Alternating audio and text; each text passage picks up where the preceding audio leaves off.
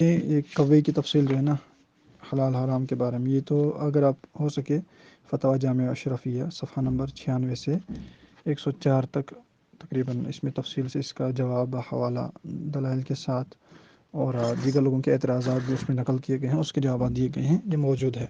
اب کوے کے بارے میں تفصیل ہے، یاد رکھیے گا۔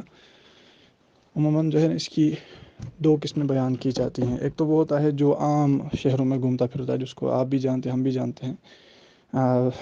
دیوبندی گنگوہی سے جب سوال ہوا تھا نا، وہ اسی کوے کے بارے میں ہوا تھا کہ جو عام طور پر ہم جس کو کوا یعنی جس کو دیکھا جاتا ہے، اور زاغ معروفہ کے الفاظ وہاں پہ ہیں، یعنی معروف کوا، تو اس کے بارے میں کیا حکم ہے، کیا وہ حلال ہے کہ حرام؟ تو دیوبندی گنگوہی نے اس میں جواب دیا تھا کہ اس کا کھانا ثواب ہے۔ حالانکہ یہ جو زاغ معروف ہے نا، اس کا کھانا حرام ہے، ثواب نہیں ہے، ناجائز گناہ ہے۔ لیکن جو تفصیل ہے نا وہ فتاوی کی کتب میں موجود ہے، جیسے سیدی اعلیٰ حضرت رحمۃ اللہ تعالیٰ علیہ نے اس کی تفصیل بیان کی ہے۔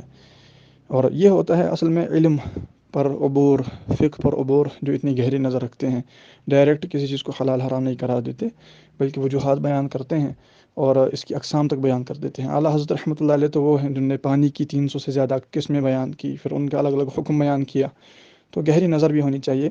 اب اس میں جو تفصیل ہے وہ یاد رکھیے کہ دو قسمیں دو قسموں کا آپ کو عرض کرتا ہوں۔ ایک تو وہی جو زاغ معروف ہے، عام طور پہ جو کوا ہمارے سامنے موجود ہوتا ہے، یہ چونکہ مردار بھی کھاتا ہے، نجاست بھی کھاتا ہے، تو اس کا تو کھانا جائز نہیں ہے۔ لیکن یاد رکھیے گا کہ پرندوں کے حلال حرام کے بارے میں اصول فقہا نے لکھے ہیں کہ اس کے اصول ہوتے ہیں۔ اصول یہ لکھے کہ وہ پرندہ جو پنجے سے شکار کرتا ہے یا جو مردار کھاتا ہے وہ ناجائز ہے، اور جو ایسا نہیں کرتا، دانہ وغیرہ کھاتا ہے، مردار نہیں کھاتا، پنجے سے شکار نہیں کرتا، وہ جائز ہوتا ہے۔ یہ مطلقاً پرندوں کے بارے میں اصول ہے۔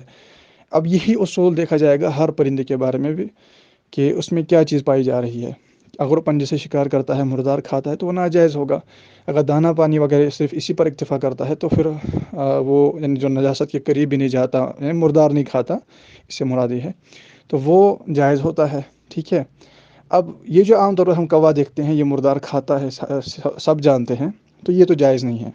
لیکن ایک اور قسم کوے کی وہ ہوتی ہے جسے ہم زاغ معروفہ نہیں کہتے ہیں، یہ بھی یاد رکھیے گا۔ گنگوئی نے تو مطلقاً زاغ معروفہ کے بارے میں ثواب کا لکھا ہے، یہ تو حرام ہے۔ اس کی جو دوسری قسم ہے نا، وہ کھیتوں وغیرہ میں پائی جاتی ہے، اور اس کو زاغ معروفہ بھی نہیں کہتے۔ ٹھیک ہے۔ وہ نجاست کے، یاد رکھیے گا، مردار کے قریب بھی نہیں جاتا، فقط دانے کھاتا ہے۔ اعلیٰ حضرت رحمۃ اللہ علیہ نے اس کے بارے میں قید لکھی ہے کہ وہ فقط دانے کھاتا ہے، مردار کے قریب بھی نہیں جاتا۔ اب یہی تو اصول تھا کہ جو پرندہ مردار کو نہیں کھاتا، پنجے سے شکار نہیں کرتا، صرف دانہ وغیرہ کھاتا ہے، وہ جائز ہے۔ یہ تو اصول تھا نا، اسی اصول کی بنا پر وہ کوا یعنی وہ پرندہ جس میں یہ چیزیں پائی جائیں وہ تو حلال ہے۔ عام طور پہ جو کوا پایا جاتا ہے یہ حلال نہیں ہے، کیونکہ یہ مردار کھاتا ہے۔ اگر ایسا کوئی پرندہ ہے جیسے کہ اعلیٰ حضرت رحمۃ اللہ علیہ نے لکھا، جسے وہ کھیتوں وغیرہ میں پایا جاتا ہے، وہ فقط دانے کھاتا ہے، مردار نہیں کھاتا، تو اس اصول کی بنا پر اس کو تو جائز کہہ سکتے ہیں، وہ تو جائز ہے۔ لیکن یہ جو عام طور پہ مردار بھی کھاتا ہے، پنجے سے شکار بھی کرتا ہے، یہ جائز نہیں ہے۔ یہ جیسے چیل ہوتی ہے نا، وہ بھی تو ایسا ہی، اس میں تو یہی صفات ہے نا کہ وہ مردار کھاتا ہے، پنجے سے شکار کرتا ہے، وہ بھی جائز نہیں ہے۔ وہی چیزیں کوے میں بھی پائی جاتی ہیں، یہ جو زاغ معروف ہے جس کو کہتے ہیں۔ اب گنگوہی دیوبندی نے اب یہ خیانت کی کہ مطلقاً اس کے بارے میں حلال ہونے کا فتویٰ دیا، بلکہ ثواب کر کھانے کا فتویٰ دیا، یہ ثواب ہے۔ حالانکہ بالکل یہ خیانت ہے علم دین سے، کیونکہ ان کی کوئی فکر پر نظر نہیں ہوتی، اس لیے یہ تکے مارتے رہتے ہیں۔ اب اعلیٰ حضرت رحمۃ اللہ علیہ دیگر فقہا نے اس کی تفصیل بیان کی، ڈیٹیلڈ اس کو بیان کیا، اور اس سے واضح ظاہر ہو جاتا ہے کہ ان فقہا احناف کی کتنی گہری نظر فکر پہ تھی کہ خواہ کسی کو نہ تو حلال قرار دیا نہ حرام قرار دیا، بلکہ شریعت کے اصولوں کی روشنی میں کسی کو اگر حلال قرار دیا تو وہ اس کے اصول بیان کر دیے کہ یہ چیز کیوں حلال ہے، کسی کو اگر حرام بیان کر دیا تو وجہ بیان کی کہ یہ کیوں حرام ہے۔ تو یہاں پر بھی یہ تفصیل میں نے عرض کر دی آپ کو، تو اس کے حوالے سے چند تصویریں میں نے آپ کو سینڈ کر دی ہیں اس کتاب سے، وہ پڑھیے۔ اس کتاب میں اس کے علاوہ بھی ڈیٹیل موجود ہیں، تو دلائل کے لیے تھوڑا بہت آپ کو یہاں پہ بھیج دیا ہے۔ السلام علیکم ورحمۃ اللہ وبرکاتہ۔ اور یہاں پہ عرض کر دوں، اگر اس جانور کو یعنی جو کھیتوں وغیرہ میں پایا جاتا ہے، جو صرف دانہ کھاتا ہے، مردار نہیں کھاتا، اس کو حلال چونکہ قرار دیا گیا۔ یہاں پہ یاد رکھیے گا، بھلے ہی نام اس کا کوا ہو، لیکن ظاہر سی بات ہے وہ یہ کوا نہیں ہے جو عام طور پہ پایا جاتا ہے۔